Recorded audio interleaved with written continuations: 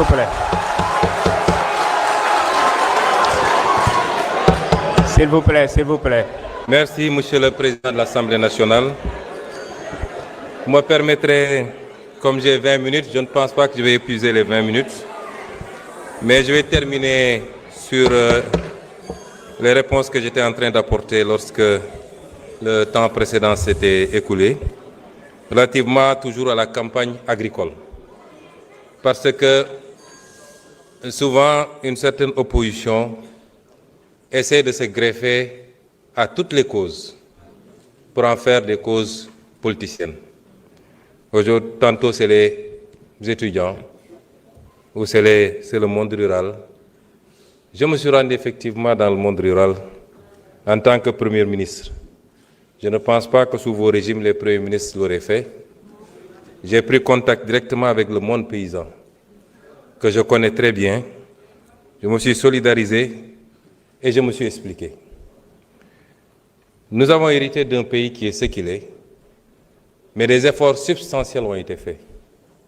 Li ci gën a gàtt rek mooy tey boo demee ci kaw gi amul fenn fooy dem ba ñu joytu ci wàllu jiw bi wala engrais gi. Donc, et ça nous a valu quoi? Une production record de 900 000 tonnes. Parce que si nous avons affaire de commercialisation aussi, nous avons rapporté avec la masse que nous avons produire cette année, qui est une production exceptionnelle.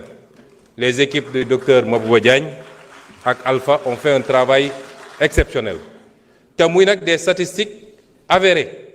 Nous on a fait 1 million de tonnes nangam. En passant, en 2017, nous promettons d'ailleurs autosuffisance en riz, dans la vallée et ailleurs. Donc, du travail concret a été fait. Si on a une production, l'écoulement ne aller au même rythme que si on produirait 400 000 tonnes ou 250 000 tonnes ou 500 000 tonnes. C'est le premier élément. Dans le nord, pratiquement, Gertegi, Djerna. Dans le centre, il y a encore quelques poches. Nous avons les centres, les points de collecte. Je suis interpellé monsieur le ministre du Commerce sur les points de collecte. Il y a quelques problèmes. Les problèmes que nous avons, pour la commercialisation, il y a des problèmes. Nous avons l'année prochaine d'autres hommes.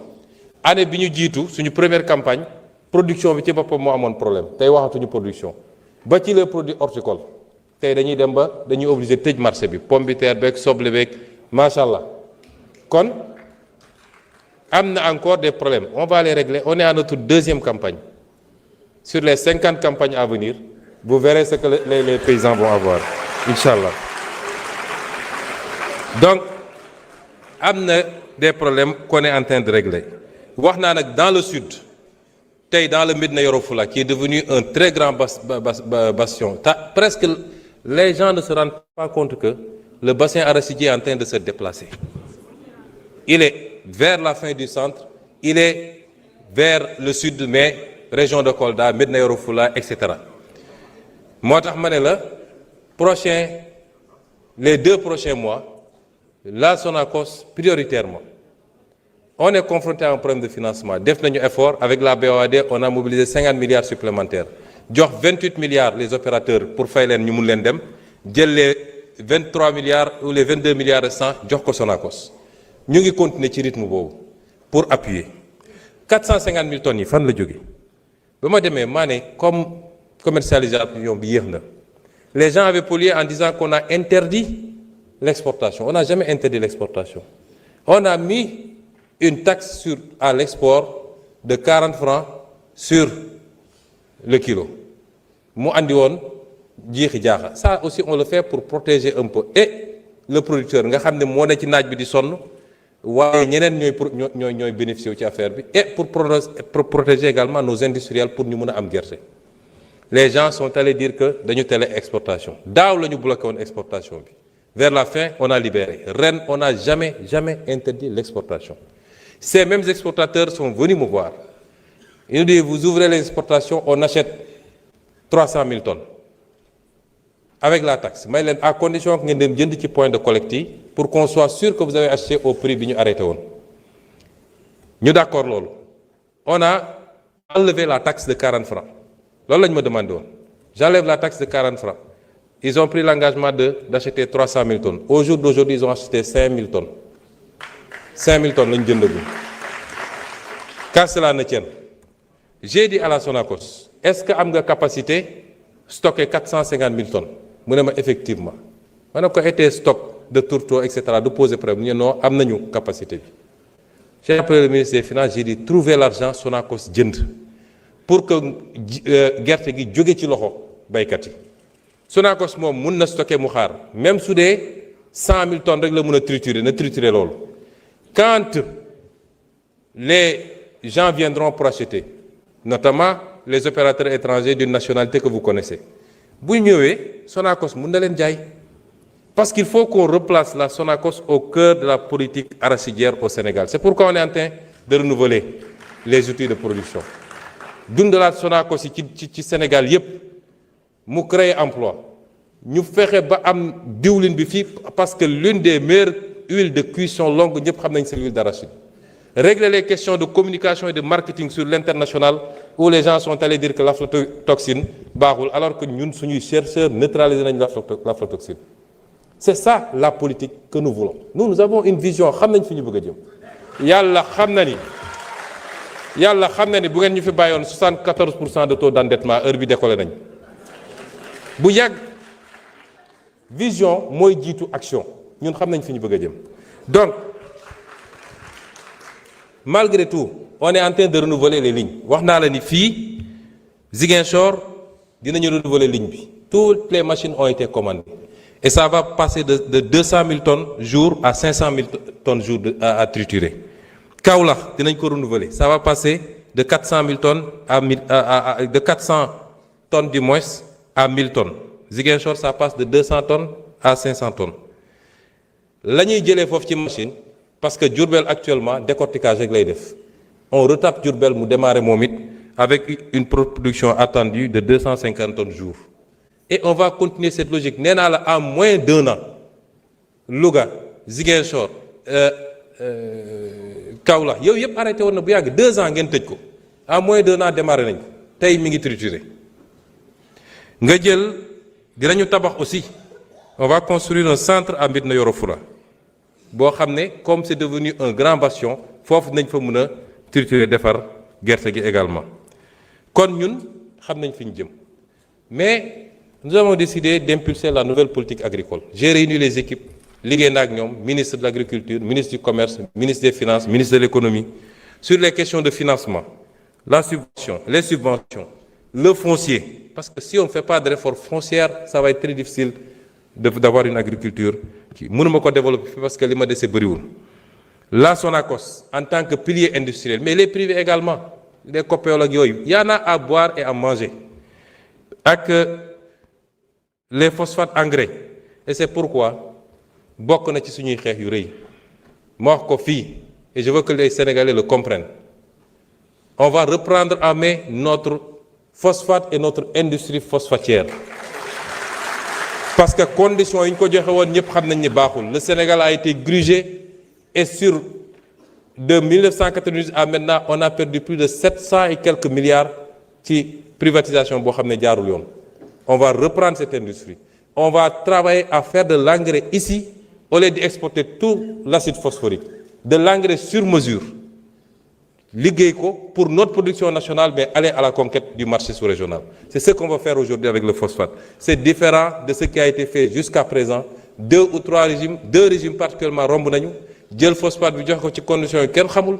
gars yi di jël acide phosphorique bi di yóbbu suñuy béykat amuñu engrais nous consommons 15 tonnes d'engrais à l'hectare là où la moyenne mondiale est à 140 tonnes à l'hectare comment voulez-vous qu'on ait les rendements qu'il faut te engrais baa ngi fii ñun am nañu engrais tey yàlla may ñu gaz bi ma demee visiter OCP ils m'ont dit yéen da ngeen am lu ñu amul ñun phosphate rek la ñu am yéen am ngeen phosphate am gaz ba ci batterie électrique yi nga xam ne ñetti composantes ñoo koy def yéen am ngeen ñaari am ngeen phosphate am ngeen gaz on a une vision xam nañ fi ñu bëgg a jëm et ça patriotisme souveraineté moo koy lal nee naa la bu ngeen ñu fi bàyyi woon 80% sax baax na commercialisation marketing bi les infrastructures et le partenariat donc foofu xam nañ fi ñu bëgg a jëm. laaj nañu fii léegi madame Aïssata Tall Sall honorable député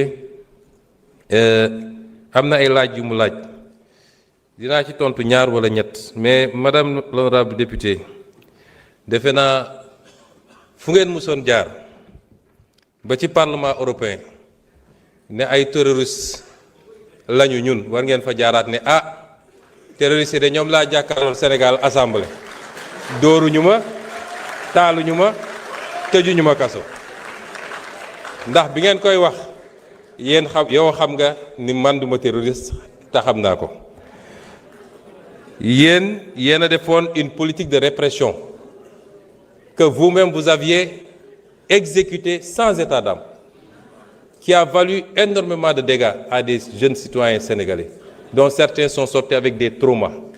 Aujourd'hui, si vous vous érigez en chantre de défense de je ne sais quelle cause, je crois que démb soriwul. Monde rural bi ngay défendre wax naa la une déclinaison, une vision. Am na lu ñu ciy liggéey. Nous sommes très proches de ce monde rural. Je vous ai dit, on est à notre deuxième campagne, nañ dem troisième, quatrième campagne, vous verrez ce qu'on va faire avec ce monde rural-là. Sans compter le volet élevage bi nga xam ne la ñu àndeegum rek pour renforcer le cheptel et le bonifier ñoom ñëpp gis nañ ko ci diir bu gàtt. kon liggéey bi ñu ngi ci il faut pas essayer de récupérer des causes yoo xam ne si les gens sont dans cet état responsabilité bi yéen la. dañuy wax mbirum lan moo changé ci diggante bi ba tey mbirum ñaari tur yi la fa doon am amu fi. fii yàgg dañ fay jàpp nit mais bu ñu defee pression politique ngeen bàyyilu leen tey pression mënul am nun kenn duñu woo di ñu wax lu jëm ci loolu du fii du niveau international. Qu'est-ce qui a changé? Alors vous avez parlé du dialogue. Ñun musuñu am rupture de dialogue avec qui que ce soit, surtout pas avec les étudiants. Dialogue yaa ngi am ministre baa ngi convoqué mi ngi recevoir mi ngi wax nee nga dañu ubbiwaat université bi mais xanaa da nga liirul communiqué bi université bi ubbi nañ ko ba je comprends pas assemblée de l'université nañ ubbi nañu université bi kon kay y a pas de problème étudiants yi bëgg a jàng wax naa ko léegi les conditions seront totalement réunies pour que étudiants yi dem jàng dans la sérénité et c'est l'appel que je relance et c'est un appel du grand frère pour ne pas dire du papa ndax man école publique bu yàqoo ma yàqule keroog dama génn gis sama doom ci kër ma ne ko looy def fii mu ne ma non dañoo grève quoi ma ne ko ban grève mu ne ma solidarité ak université ma ne ko yow léegi sa baay ngay xeexal doo dem jàngi kon ñun amuñu benn intérêt école bi yàqu benn intérêt le débat sur les rappels ou pas le problème de l'université est un problème structurel il faut ñu d'accord ni université il faut ñu réformer ko il faut ñu stabiliser ko yàgg naa am 94 vous étiez avec le régime socialiste xam nga fi mbir ni jaar ba ñu stabiliser cursus bi après première alternance mbir mu yàquwaat di yàqu ba egsi fii buñ ko bàyyee nii université ci boppam moo dul amati Sénégal il faut qu'on fasse les réformes qu'il faut sans brutalité dans le dialogue et les échanges li am ñëpp am nañ ci responsabilité yéen a fi tëj université bi 1 an loolu dafa impacté ba léegi 1 an yéen a ko tëj université bi ñu war a def ay rattrapage mbir mi Covid bi njëkk na fi ñëw andi problème ba ci les enseignants loolu yëpp dinañ ci waxtaan parce que bu waxtaanee yéen étudiants yi dañ la naan ñun dañuy jàng waaye du ñu am encadreur dañuy daw ci gannaaw pour am un encadreur suñu bëggee terminer suñu master bi. Et pourtant, il y a des étudiants qui trouvent le temps d'aller encadrer ailleurs. ñëpp dañuy toog ñu waxtaan ñu teg réew mi ci yoon réew dañ koy teg ci yoon ñu xam ni nii lay doxee te nguur goo xam ne lu yëngatu nga daw doo mus a defar réew doo teg réew mi ci yoon bi waaye nguur googu il faut moom ci boppam mu njëkk a góorgóorlu. Pour les bourses de sécurité familiale, je crois que sur le budget 2026, 35 milliards ont été inscrits. D'ici la RFR, d'autres crédits vont être inscrits du moins. Nous sommes sur la route de ramener la bourse. L'audit dira ce que vous aviez fait de la bourse, en tout cas le régime passé, c'était devenu une succursale politique pour caser des trucs. Pour conclure, Monsieur le Président, je voudrais lancer un appel au peuple sénégalais. Nous sommes dans un monde à la croisée de chamboulements majeurs. yàgg naa leen wax li borom xam-xam yi ci science politique di wax le piège de Thucydide mooy àdduna day dox étape bu nekk am ay changement tey am na ay bloc yuy constitué wu am puissance bu mag bi fi newoon téye àdduna tey dooleem wàññeeku beneen puissance di jóg ànd ak blocam loolu foo ko mus a gis dafa ànd ak ay heure dafa ànd ak ay chamboulement ci wàllu économie ci wàllu sécurité ak ci yeneen wàll nun Afrique